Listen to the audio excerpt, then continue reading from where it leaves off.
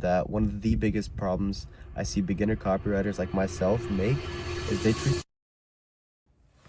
What is up, you guys? Welcome to another video.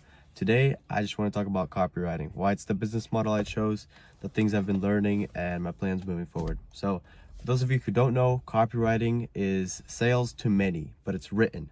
So you're like a salesman behind a typewriter. As a copywriter, you basically write material to get the reader to take an action, whether it's buying something, opting in to an email list, for example, or just nurturing more trust in an audience. It's applicable basically everywhere, and it's a very valuable skill to know. It's quite hard to learn, but once you get like good results and a good portfolio, you can definitely make a lot of money.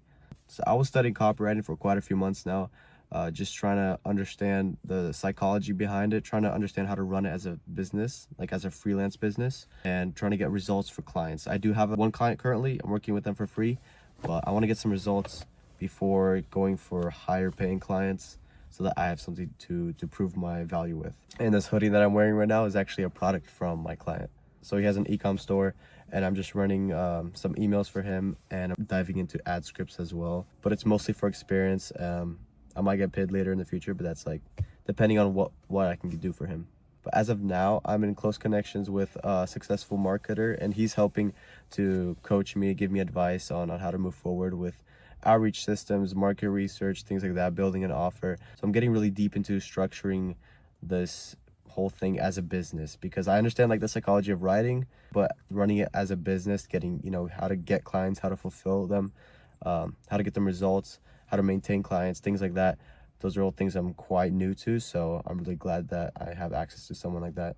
I'm hoping within the next few months I can start landing some high ticket clients and start growing my income from there. But I do want to mention that one of the biggest problems I see beginner copywriters like myself make is they treat this like a job. When they could go to outreach, I can do emails for you, I can write this for you, I can write that for you, basically expecting a handout, a job, like I'll do this, you just pay me.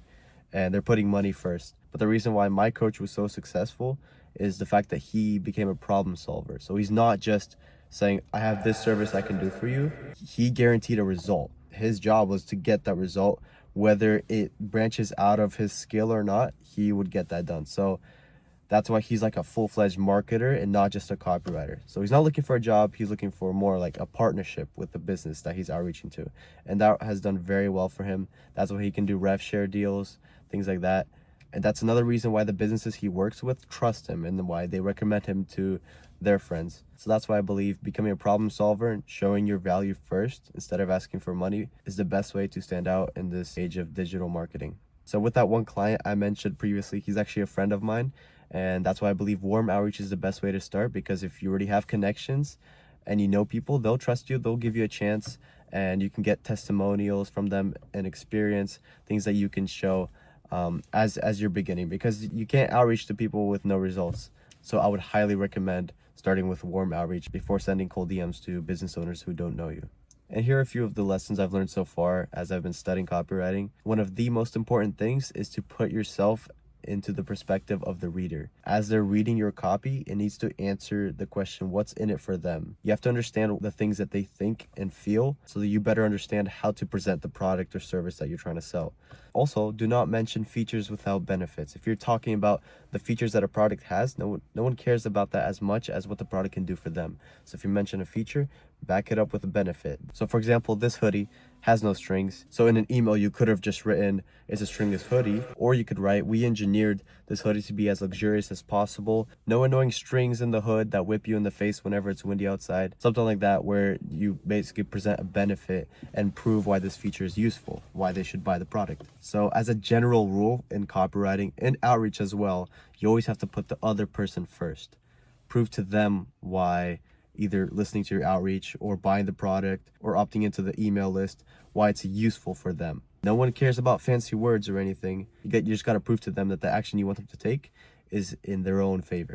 But anyways, it's been really fun studying copywriting for the past few months. We're about to make a lot of needle moving progress soon and hopefully get a paying client. So I want you guys to stay updated for that. My goal is to hit 1,000 subscribers this year. So it would mean a lot if you guys hit the subscribe button, like this video, and stay tuned because we're going to have a lot of interesting content coming out soon, business and vlogs as well.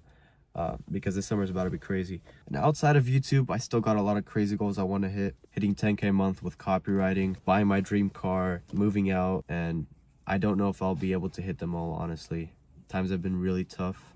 We have not been getting a lot of work on my current roofing job, and I'm actually gonna show you guys. I have a flat tire and I can barely afford to fix that right now, honestly. Just out here in a random neighborhood.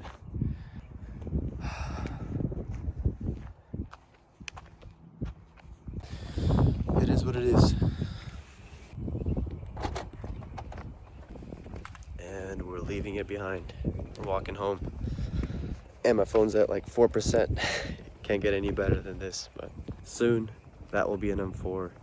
Soon I'll be making 10K a month, but it's times like this that make you appreciate when times are better. So see you guys in the next video.